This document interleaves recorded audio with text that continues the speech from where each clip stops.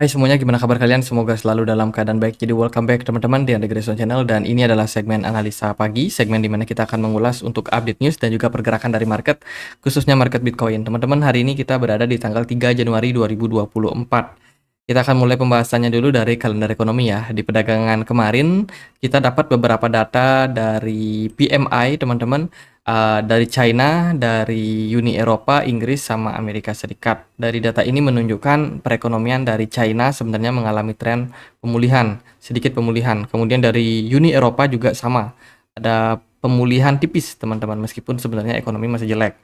Tapi dari Inggris sama Amerika ini sama-sama mengalami tren penurunan tipis juga teman-teman, yang berarti ya kondisi perekonomian saat ini belum terlalu baik. Kemudian kalau kita lihat juga dari data hari ini akan ada data soal manufacturing PMI serta job opening, data keterbukaan lapangan kerja. Itu data yang mungkin memberikan impact terhadap market nanti malam. Jangan lupa juga ada FOMC meeting dini hari tanggal 4 Januari, hari Kamis teman-teman. Ini ada Fed FOMC meeting yang mana nggak tahu bahkan membahas apa, tapi yang pasti ini dapat sign 3 bintang, yang berarti teman-teman harus waspada karena volatilitas market mungkin akan terjadi di tengah malam nanti. Itu teman-teman. Kemudian ada berita duka, ada tabrakan pesawat yang terjadi di Bandara Haneda, Jepang. Ya, dilaporkan kapal atau pesawat Airbus A350 ini mengalami tabrakan, teman-teman. Ditabrak penjaga pantai MA722 yang siap lepas landas. Jadi tabrakan pesawat ya. Oke, ini meledaklah itu kapal ya, semoga korban-korbannya itu selamat. Kalau di sini sih kelihatan pilot ada 5 awak tewas teman-teman ya, semoga semuanya stay safe ya.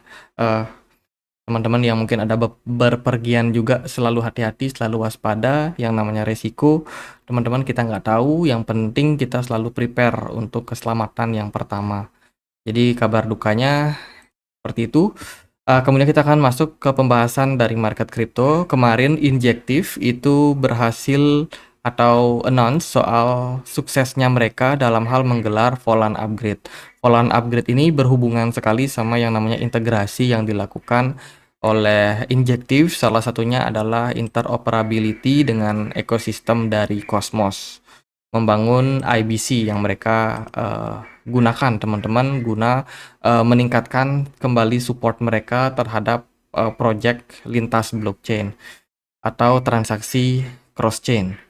Kemudian juga ada beberapa upgrade yang memang tujuannya untuk meningkatkan kembali kecepatan, kemudian biaya, serta jaringan yang lebih luas, kompatibel yang lebih luas terhadap banyak project. Jadi ini upgrade yang bagus dilakukan oleh Injective. Kemudian dari berita yang lain datang dari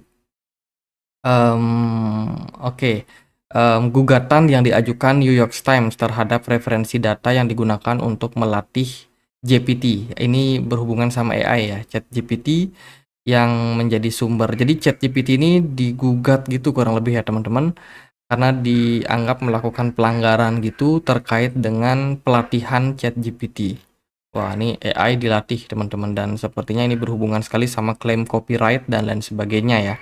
Mungkin nggak terlalu memberikan impact terhadap market kripto ya, tapi sentimen ChatGPT adalah sentimen AI. Dan juga ya kita tahu salah satunya Sam Altman, dia punya project WorldCoin. Mungkin akan memberikan impact terhadap project tersebut terkait dengan kasus yang didapat oleh ChatGPT. Kemudian ini ada Bitcoin Roadmap 2024. Wah, ini semacam gambaran teman-teman. Kira-kira 2024 ini akan ada sentimen apa aja. Yang pertama adalah Bitcoin sudah klaim level 45.000 di perdagangan kemarin, which is ini memang didukung sama antusiasme daripada potensial ETF approval yang akan kita dapetin di minggu depan ya, kurang lebih tanggal 10 Januari waktu di sana, mungkin di Indonesia tanggal 11 teman-teman. Jadi itu adalah sebuah hal yang sangat-sangat dinanti oleh banyak investor, khususnya investor-investor yang nggak mau masuk ke market komoditi, pengennya di market derivatif atau market ETF mungkin, yang mana kabarnya fee-nya lebih murah, Kemudian kalaupun dia kena pajak, ya kalau pedagang kripto di beberapa negara kan udah kena pajak. Kalau di ETF katanya jauh lebih murah. Jadi salah satu antusiasme orang masuk ETF ya itu, teman-teman. Itu yang bisa menjadi salah satu hal yang memicu terhadap apa namanya pergerakan yang lebih masif terhadap Bitcoin. Kemudian ada halving teori.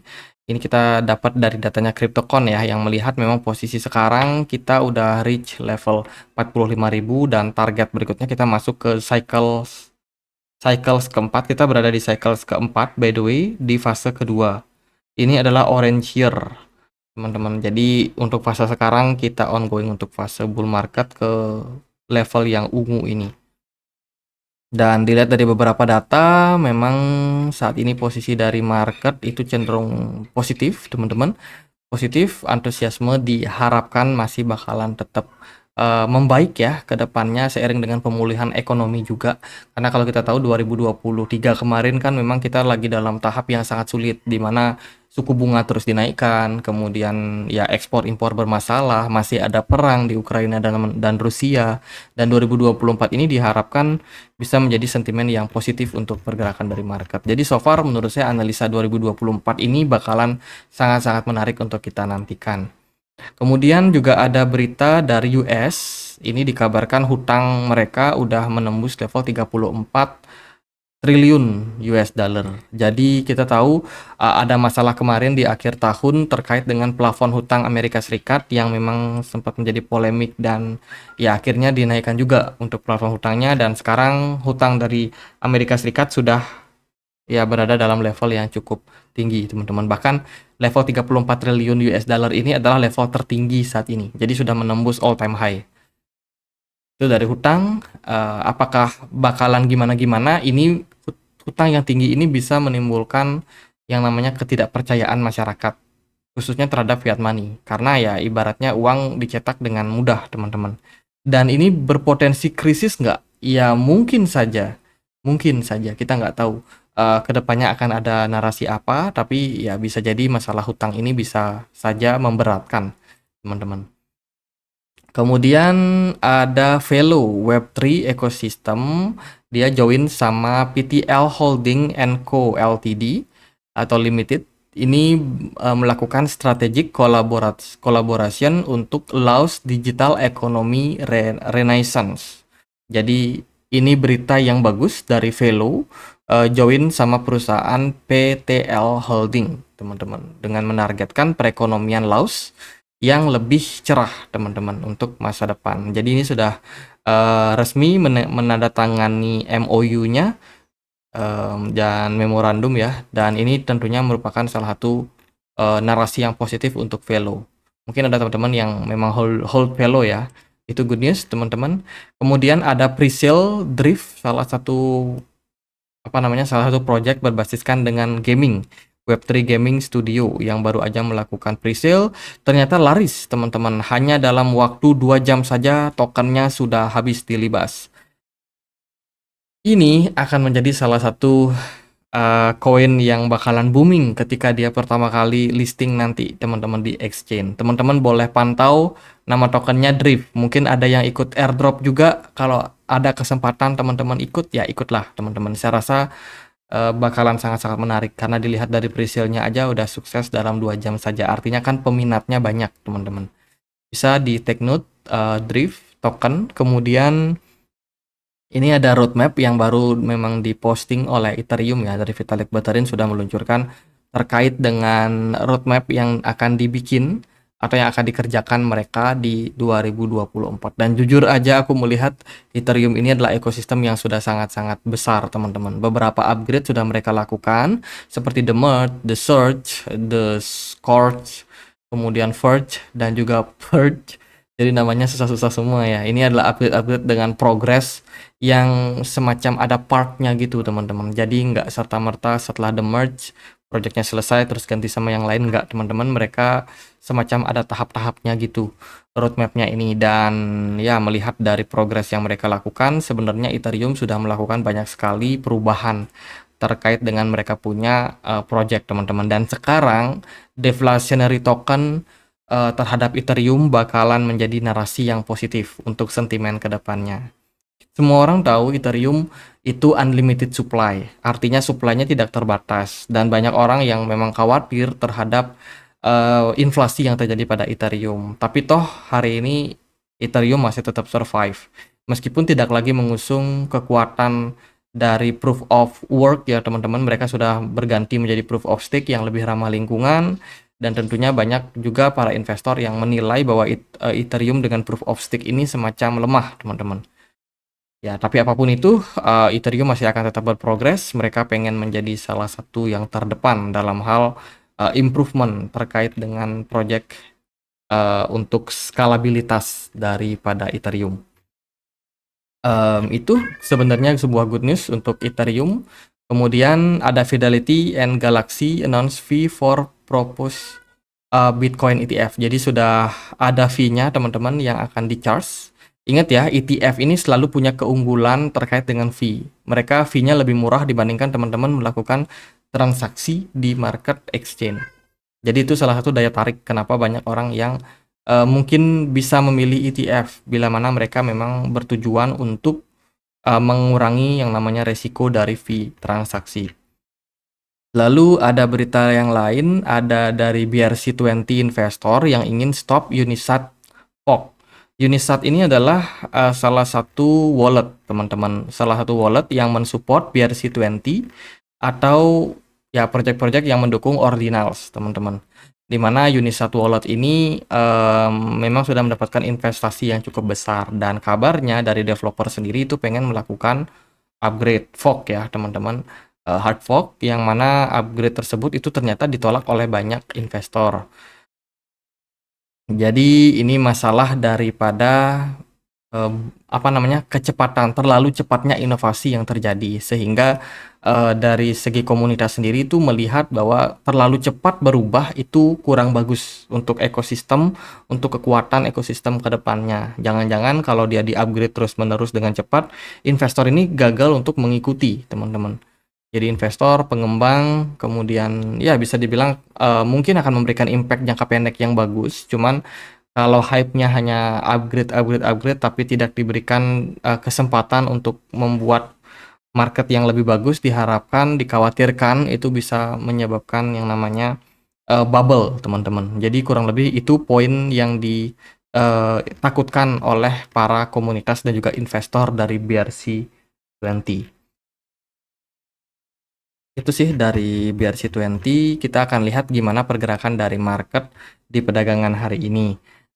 Bitcoin, teman-teman, di perdagangan kemarin sempat mengalami kenaikan sampai kisaran 45.700-an ya.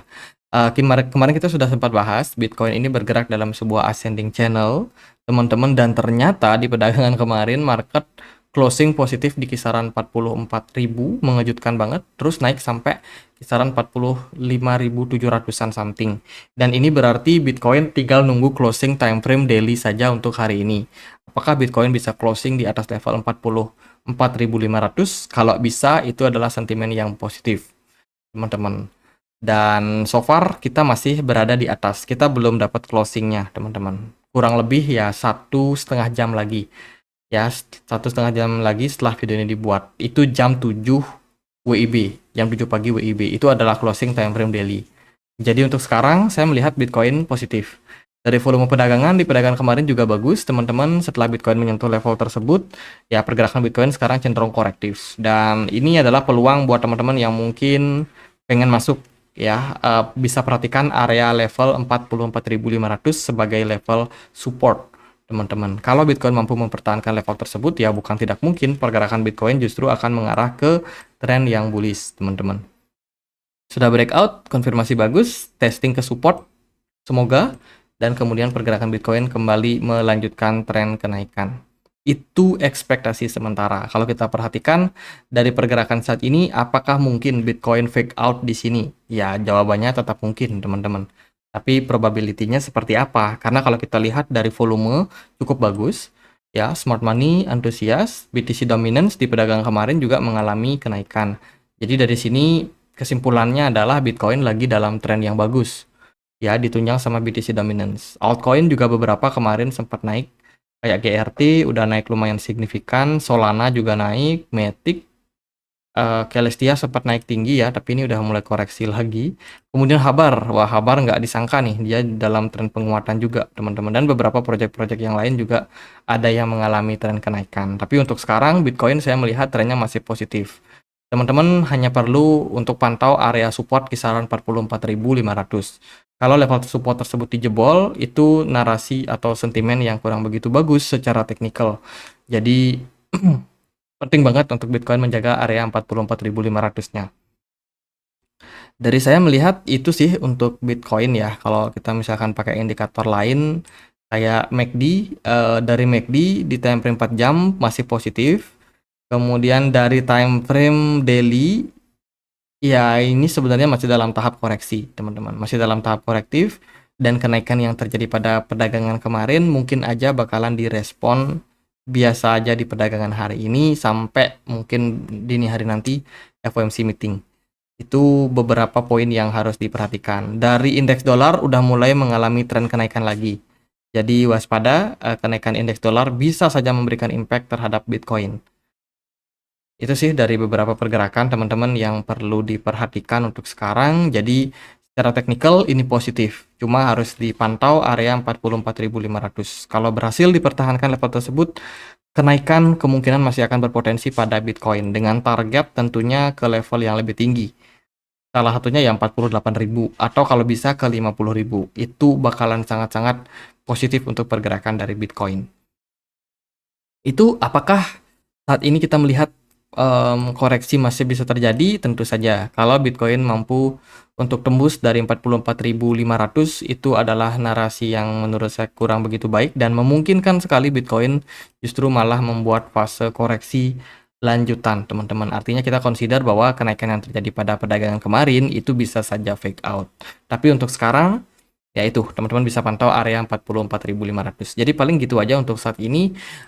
Bitcoin positif, congrats buat teman-teman yang memang udah cuan ya, yang sabar hold. 2024 narasinya bakalan sangat positif. Tanggal 10 Januari itu ada approval soal Bitcoin ETF.